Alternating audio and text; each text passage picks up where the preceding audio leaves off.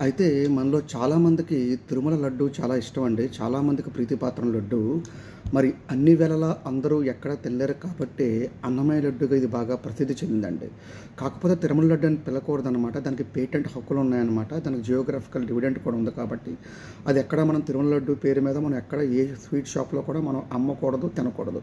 కాబట్టి చాలా స్వీట్ షాప్‌లో ముఖ్యంగా ఆంధ్ర, తెలంగాణలో స్వీట్ షాప్‌లో తెలుగు స్వీట్ షాప్‌లో అన్నమయ్య లడ్డుగా రూపాంతరం చెందిందండి. ఎవరైనా మీకు Tirumala laddu type of taste కావాలంటే ఒక మంచి మిఠాయి కొట్టుకు వెళ్ళి అన్నమయ్య లడ్డు అడగండి. సేమ్ కాకపోయినా అట్లీస్ట్ ఒక 60-70% ఆ టేస్ట్‌కి అందుతుంది.